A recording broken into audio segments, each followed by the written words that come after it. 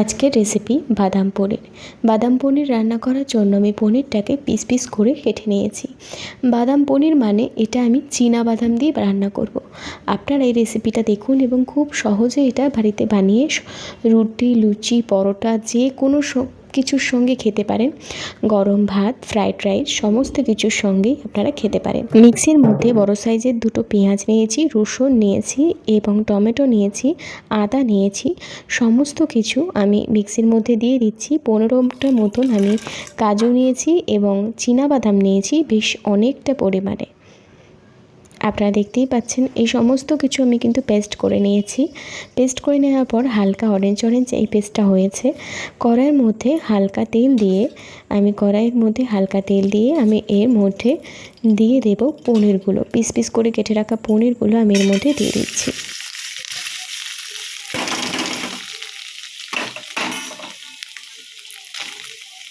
একটা কথা মাথায় রাখবেন, পনির ভাজার সময় পনির একদমই বেশি ভাজবেন না।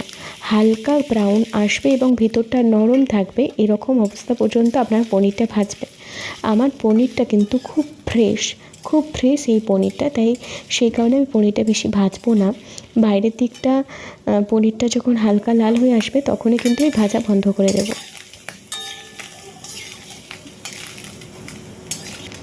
আমার পনির ভাজা একদম রেডি হয়ে গেছে। এই অবস্থায় আমি পনিরটাকে তুলে রাখবো।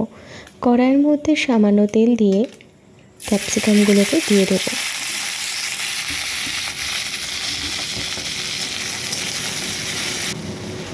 ক্যাপসিকামগুলো কড়াইয়ের মধ্যে ভেজে নেব এবং ভেজে নেওয়ার সময় আমি একটা দারচিনি দেবো, কারণ আমি এটা প্রথমেই দেওয়া উচিত ছিল কিন্তু দিতে ভুলে গেছি। দারচিনির স্মেলটা কিন্তু যে কোনো রান্নার ক্ষেত্রে খুব বেশি ভালো লাগে, আর এই রান্নার ক্ষেত্রে অন্য গোটা মশলা দেওয়ার কোনো প্রয়োজন নেই, তো আপনারা চাইলে দিতে পারেন।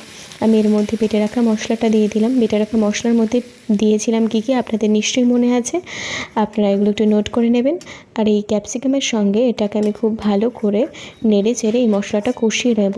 এই মশলাটা ততক্ষণ পর্যন্ত কষাবো যতক্ষণ না এই মশলাটা শুকনো হয়ে আসে। এই মশলার জলটা যতক্ষণ না টেনে নেয় ততক্ষণ পর্যন্ত এই রান্নাটা করতে হবে। এবং এই মশলাটা মধ্যে আমি কিছু গুঁড়ো মশলা অ্যাড করব, যেমন নুন, হলুদ আর লঙ্কা। আর কিন্তু এখানে কোনো গুঁড়ো মশলা আমি দেবো না। আবার একটা কথা বলে রাখি, যারা আমার রেসিপি ফলো করেন তারা কিন্তু জানেন আমি রান্নার মধ্যে তেল একদম কম ব্যবহার করি। অনেকেই আছে একটু বেশি তেলে রান্না পছন্দ করেন, অবশ্যই তাদের ক্ষেত্রে আপনারা বেশি তেলে দিয়ে এই একই রেসিপি ট্রাই করতে পারেন। আর এই রেসিপিটা একটু হেলদি রেসিপি, আমি যে কোনো রেসিপি একটু হেলদিভাবে বানানোর চেষ্টা করি। আপনারাও চাইলে করতে পারেন, কারণ এখন বেশি তেল খাওয়াটা সত্যিই স্বাস্থ্যের পক্ষে খুব একটা ভালো নয়। হালকা উষ্ণ গরম জল দিয়ে আমি এখানে এই মশলাটাকে কষিয়ে নিচ্ছি। মশলাটাকে আমি হালকা উষ্ণ গরম জল দিয়ে একটু ফুটিয়ে নেব ভালো করে এটাকে মিশিয়ে নেব মশলাটাকে। আমি এখানে অল্প একটু চিনি দিয়ে দিলাম, কারণ 1 চামচ মতন চিনি দিয়েছি, কারণ চিনিটা পনিরেতে অবশ্যই লাগে। এই রান্নাটাতে আমি গুঁড়ো দুধ ব্যবহার করছি। যারা গুঁড়ো দুধ ব্যবহার করতে চান না তারা কিন্তু এর বদলে ফ্রেশ ক্রিম ব্যবহার করতে পারেন। এটা কিন্তু যে যার পছন্দের উপর নির্ভর করে। আমার বাড়িতে ফ্রেশ ক্রিম নেই, সেই কারণে আমি গুঁড়ো দুধই দিয়েছি। আমি এর মধ্যে পনিরগুলো দিয়ে দিয়েছি। এবার একটা ফুট এলেই আমি এটাকে বন্ধ করে দেব।